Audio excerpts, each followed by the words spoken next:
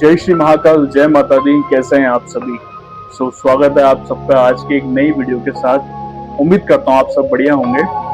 आज हम लोग बात करेंगे उस शिक्षा नगरी के बारे में जिसे हम लोग कोटा के नाम से जानते हैं। कोटा, क्योंकि कोटा का नाम आते ही सबके मन में केवल एक बात होती है, वो है कचौरी और कोटा का दशहरा। कोटा की कचौरी और कोटा का दशहरा पूरे राजस्थान में, पूरे भारत में फेमस है। जैसा दशहरा कोटा का होता है, पूरे भारत के अंदर ऐसा दशहरा कहीं भी नहीं बढ़ता। तो आइए जानते हैं शिक्षा नगरी के बारे में। कोटा क्योंकि बहुत पुरानी नगरी है, शिक्षा नगरी है, तो कोटा का एक इतिहास भी है। वो कोटा जिसका नाम कोटिया भील के ऊपर पड़ा। तो आज चलते हैं इतिहास के उन पन्नों की तरफ जहाँ कोटा के अंदर छुपा है एक ऐसा रहस्यमय जगह, एक ऐसी रहस्यमय भवन जिसके बारे में बहुत कम लोग जानते हैं। ये जो मामला है, ये मामला है कोटा के ब्रजराज भवन पैलेस का। वो ब्रजराज भवन पैलेस जिसे आज के टाइम में हम लोग राजभवन के नाम से जानते हैं। तो क्या है उस राजभवन की कहानी, तो ऊपर प्रकाश डालेंगे। तो आइए शुरू करते हैं। ये जो राजभवन पैलेस है, जहाँ पे आज के टाइम में वर्तमान काल में कोटा का राज परिवार, जिनका कोटा के ऊपर राज हुआ करता था रियासतकालीन समय से, आज वो लोग परिवार जो है वो कोटा के अंदर उस राजभवन पैलेस के अंदर रहता है। वो राजभवन पैलेस जो अंग्रेजों ने बनवाया था, ब्रिटिश सरकार ने बनवाया था। आइए चलते हैं, सबसे पहले इस बारे में जानते हैं कि इसका निर्माण कार्य कब हुआ, किस लिए इसे बनाया गया और क्या इन सब चीजों के पॉइंट थे, क्या इसके पीछे की सच्चाई है। तो शुरू करते हैं। ये बात है 1830 की। 1830 के अंदर ब्रिटिश गवर्नमेंट ने इस राजभवन पैलेस को बनाया, जिसको वो ब्रिटिश गवर्नमेंट जो है वो अपने तत्कालीन नेटवर्क को, जो उनके वहां पे एक ऑफिसर थे जिनका नाम है मेजर चार्ल्स बर्टन, उनके रहने के लिए इन्होंने इसको पॉलिटिकल ऑफिस के रूप में यूज किया।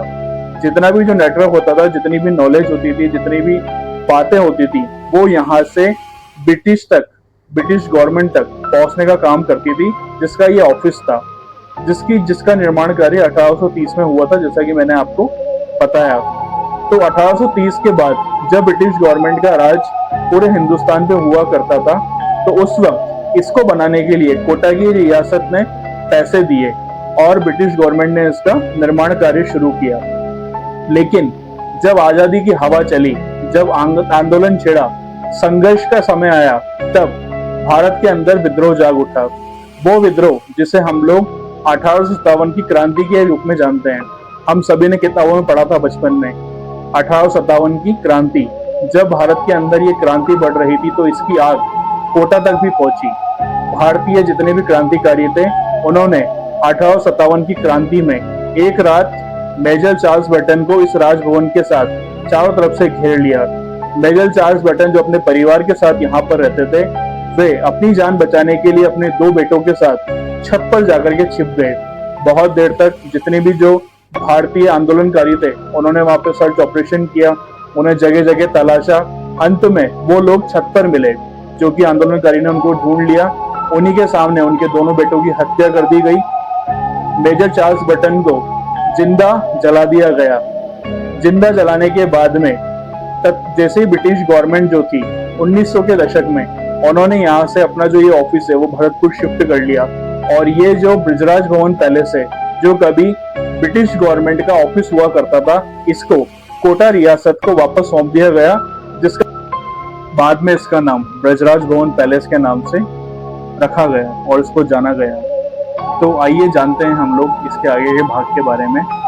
मेजर चार्ल्स बर्टन की हत्या के बाद में जो कोटा के महाराव थे, उन्होंने उनकी जो बची हुई जो लाश थी, डेड बॉडी थी, उसको वहीं पर उन्होंने दफना दिया गया उनके सम्मान में, क्योंकि वो अपने परिवार के साथ वहां पे रहते थे। लेकिन कुछ लोगों का मानना है कि मेजर चार्ल्स बर्टन की जो आत्मा है वो आज भी वहीं पर ही है। और वो जो एक आत्मा है, वो जो एक ऑफिसर थे, वो बहुत डिसिप्लिन वाले ऑफिसर थे, अनुशासित ऑफिसर थे। आज भी जो वहाँ के गार्ड्स हैं, उनका कहना है कि जब वो रात में अगर नींद में सो जाते हैं, उनकी आंख लग जाती है, तो मेजर चार्ल्स बर्टन की आवाज आती है और वो जोर से चिल्लाती है और कहती है, उठ जाओ, ये सोने का टाइम नहीं है। जो सोता हुआ मिलता है उनको, मेजर चार्ल्स बर्टन की आत्मा उनके चांटे मारती है। क्या लगता है आपको, ये सिर्फ एक बातें हैं या इसके पीछे एक और राज है? क्या सच में? कुछ लोगों का मानना है कि आज भी एक सच है, कुछ लोगों का मानना है कि ये कहीं कहीं सुनाई बातें हैं। लेकिन अगर ये सिर्फ बातें होती तो कोटा के राज परिवार के एक सदस्य इसके बारे में एक ब्रिटिश पत्रकार से बात नहीं करते। 1900 के अंदर राज परिवार की जो महारानी थी, उन्होंने एक ब्रिटिश पत्रकार को अपने एक्सपीरियंस के बारे में बताया। उन्होंने उनको बताया कि मैंने एक पैरानॉर्मल एक्टिविटी फील करी। वो एक्टिविटी क्या है, वो मैं आपको उस चीज का किस्सा सुनाता हूँ। उन्होंने कहा कि जब वो अपने रूम के अंदर, जो उनका एक स्टडी रूम था, वहां पे जब भी वो बैठती हैं, उन्हें एक बूढ़े आदमी की वहां पे परछाई नजर आई। वो किसी को नुकसान नहीं पहुंचाती, ना ही किसी को हर्ट करती है, बहुत अच्छी पर्सनालिटी थी वो। लेकिन जो डिसिप्लिन में नहीं रहता है, जो उनको सोते हुए मिलता है, क्योंकि वो जब भी कोई सैनिक सोता था या कोई भी वहां का जो एक सिपाही है वो सोता था, तो वो डांट फटकार के उसकी डांट लगाते थे और यही बोलते थे, duty first, duty is your responsibility. So वो आज भी यही, वहां के जो लोकल गार्ड्स हैं उनका एक्सपीरियंस आज भी यही है। 1964 के अंदर जब ये सब चीजें हुई, 1830 के अंदर जब इसका निर्माण हुआ, 1900 के अंदर जब इसको यहाँ से शिफ्ट करके ब्रिटिश गवर्नमेंट ने अपना जो एक पॉलिटिकल जो ऑफिस था वो भरतपुर के अंदर शिफ्ट किया। 1857 की क्रांति के अंदर जब मेजर चार्ल्स बटन की हत्या हुई, उसके बाद 1964 में 1964 के अंदर ये जो एक हेरिटेज प्रॉपर्टी है जो ब्रिटिश गवर्नमेंट ने बनवाई थी, जिसका आज वर्तमान में कोटा का रियासतकालीन जो परिवार है, जो जिसके अंडर में आ जाता है, जिसे ब्रजराज भवन पैलेस और राजभवन के नाम से जाना जाता है, 1964 में इसे एक हेरिटेज प्रॉपर्टी के लिए आगे बढ़ाया गया, इसे होटल में कन्वर्ट किया गया और लोकल टूरिस्ट के लिए इसका दरवाजा खोला गया। वहां के नजारे आज भी बेहद मनमोहक हैं। चंबल नदी का किनारा, शानदार बगीचे, बहुत सारे पेड़, एक हेरिटेज प्रॉपर्टी जो आज भी अपने हाथ में एक बहुत सारा इतिहास लेकर के बैठी हुई है।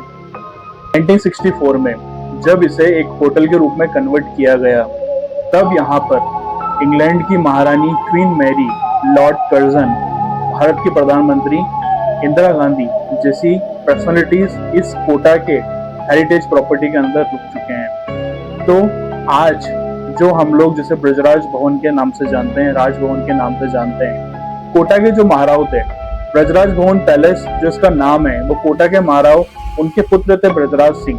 उन्होंने उनको ये उपहार में दिया था, जिसके नाम से ये ब्रजराज भवन पैलेस के नाम से जाना गया। राज परिवार वहां पर रहता है, इसलिए उसे राजभवन भी कहा जाता है। ये थी आज की हमारी कहानी कोटा की। आपको कैसी लगी? और ऐसी ही जरूरी और रहस्यमय जानकारियों के लिए आप मुझसे जुड़े रहें, मुझे फॉलो करें, लाइक करें, सब्सक्राइब करें, और अगर वीडियो अच्छी लगती है तो अपने दोस्तों के साथ इसको शेयर भी करें, ताकि जिन्हें भी ऐसी प्राचीन और दुर्लभ जानकारियां नहीं है, उनके पास ये जानकारियां पहुंचे। हमारा इतिहास जितना हम आज की जनरेशन के साथ बढ़ाएंगे, स्प्रेड करेंगे, हमारी नॉलेज उतनी ही बढ़ेगी। चलिए मिलते हैं अगली वीडियो में, तब तक के लिए अपना ध्यान रखिएगा। मिलते हैं। जय माता दी, जय श्री महाकाल, बाय।